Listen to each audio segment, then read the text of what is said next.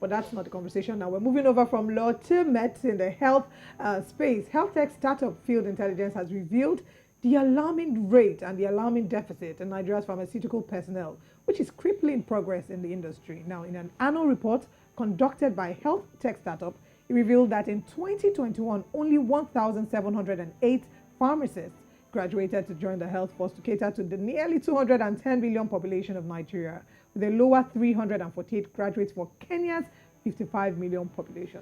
Wow. And this morning we're joined by Peter Buno. He's the Shelf Life co-founder and global growth lead at Field. Welcome to the show, Mr. Buno. Thanks for joining us. Yeah, thank you for having me. All right. It's no secret that most medical practitioners in Nigeria, Kenya, and most other African countries have to deal with a host of issues affecting their output.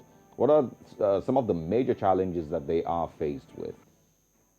I mean, first of all, there are the infrastructural challenges that exist, in developing emerging markets, and these are not limited to Nigeria and Kenya. So those are some of the things they had to deal with first.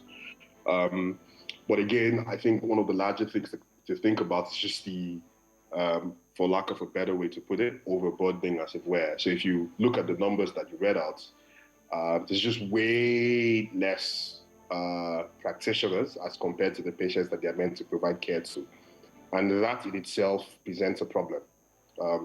That in itself leads to situations where healthcare practitioners are working longer hours, healthcare practitioners are seeing way more patients that they should be doing. That leads to fatigue, and that could pan out in other very interesting ways. Well, not so interesting for the patient, but other peculiar ways.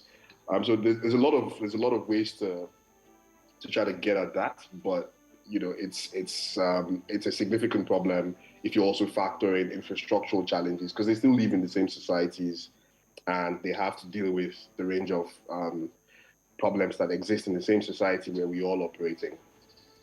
Okay, now this is a very important conversation because we're seeing that there is a shortage of pharmacists. There's a mass migration as well of those in the medical field to the Western world. The World Health Organization's recommended ratio of pharmacists to population is one pharmacist to 2,000 of the population. Now, if we bring it to Nigeria, Nigeria currently operates a 1.23 pharmacists to 24,668 of the population. See that ratio? Kenya also has 0.19 pharmacists to every 964 of its population. Can you tell us some more about these numbers in other parts of the African continent? So to be fair, these numbers that we provided are specific to the markets where we have live operations right now. I wouldn't want to extrapolate too much and go into countries where we don't have existing operations, because we were very particular about seeing what was going on in the markets where we're operating. Why were we seeing so few numbers of pharmacists? However, if you wanted to take a chance at it, you can imagine it's not going to be too far-fetched. Perhaps by a few countries, the numbers in terms of the deficit would be similar. So if you maybe assume that if you remove South Africa, Egypt, that have very highly developed pharmaceutical industries, you can imagine that the numbers will be very similar. But we concentrated our report and our reporting and the focus of all the work that we did in those countries because we have live actual operations. We've seen the effects. We have been involved in a couple of measures to try to help mitigate the effect in some of these. And so it was easier for us to focus on these countries. Okay. One of the things you spoke about earlier was infrastructure, and that, of course, might be because of poor funding. What would you say is the average expenditure on health in Nigeria and other African countries? Is it fair enough? How much more does it need to be improved on? The last available data for Nigeria particularly, I think was done in 2019, and it was about $71. So just to give you a bit of comparison, if you compare that with, lack of a better option, let's use the US. The US is about $3,000 plus. So that spread tells you a lot. We also know that, there's a lot of out-of-pocket expenditure on healthcare in Nigeria. There's not a lot of insurance cover beyond the formally employed group of people. So And then if you factor in the fact that with COVID and worsening economic situations, people's personal finances has taken a bit of a beating, it's not going to be very far-fetched to assume that the $71 that was estimated in 2019 has dropped even further. But again, this points to one of the major issues, data. Um, there is not a lot of data that exists beyond certain sources that can tell you, and I don't think any research has been done in that time period. And so all the data that we have seen, all the information that we have seen comes from the 2019 period looking at Nigeria. Okay. But $71 itself is pretty low, to be fair. Okay. Now you spoke about shelf life and the fact that some of the data that you shared with us are the data that you could collate in the places where shelf life has been established. Talk to us about the work that shelf life is doing to improve the pharmaceutical sector using technology. Sure. I think that one of the first things that we're very particular about is one, trying to, how can we make the practice of pharmacy, how can we help particularly young pharmacists find this a bit more interesting and more appealing to come into? And we do that by various means. Now, we have a fair amount of pharmacists on staff internally, but we're also supporting young pharmacists, not so young pharmacists, in either setting up their own community pharmacy businesses if they so choose. Um, we're working with hospitals, we're working with drug shops, we're working with community pharmacies, we're working with telehealth providers, we're working with insurance companies. And the idea is that if we can provide the funding and technology and supply chain basis, kind of like an infrastructure layer, it becomes easier for you as a pharmacist to set up a business or to run a business because you can focus on providing the right level of pharmaceutical care.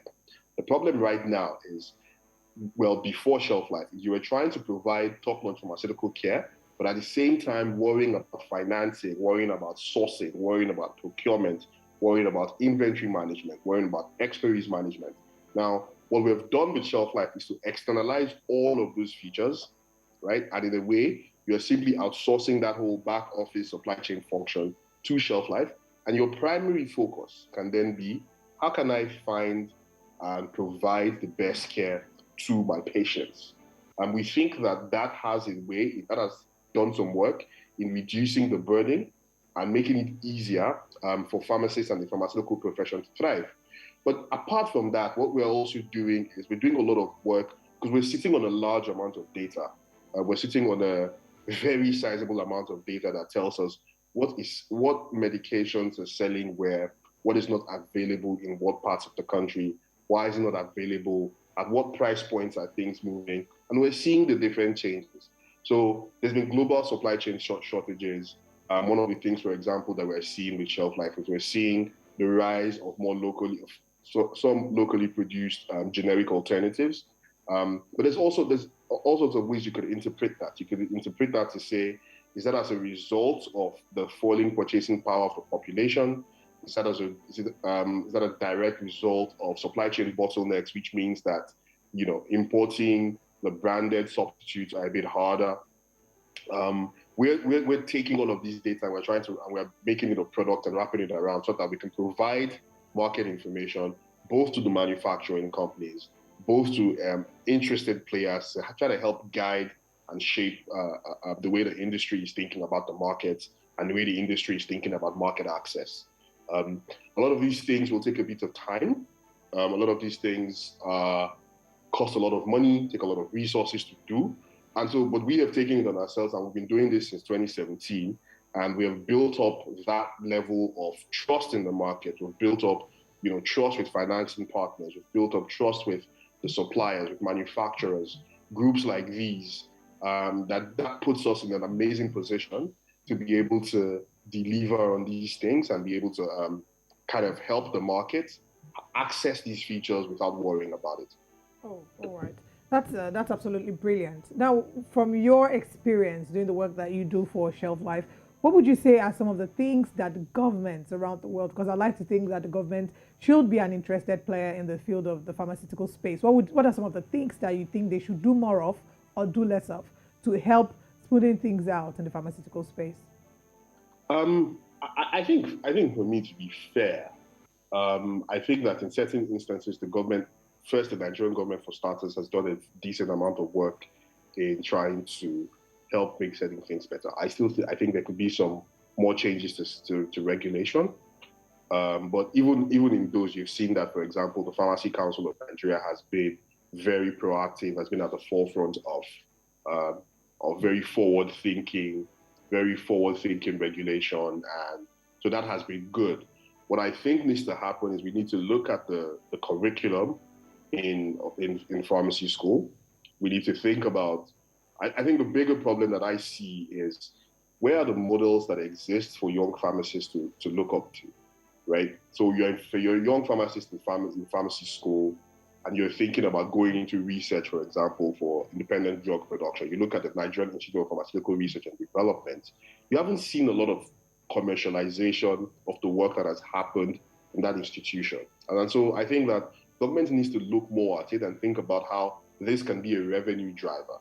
We have this institution, we fund it. How then can we collaborate better with private sector players to ensure that this becomes a revenue driver such that we can create a funnel, we can create a pipeline where if you go into pharmacy school and you want to work on drug research and development, you know that by getting into pharmacy school, getting into this institution, these things that you work on will get to market. And there can be some economic benefits, some tangible economic benefits for you. I think those kind of linkages, those kind of synergies would go a very long way in helping shape up the industry. There's also, things that looking around, how can we stimulate more local production? How can we stimulate more local production in the things that we need, in the things that are actually consumed in our markets? And so there's a fair amount of work that has to go. I don't think that it's a government alone function. I think that it has to be very collaborative between government, the academia, and the participants in the private sector. All right, Mr. Buna, thank you so much for sharing with us, and of course, looking forward to speaking with you again on more pharmaceutical-related conversations. Sure thing. Thank you for having me. All right.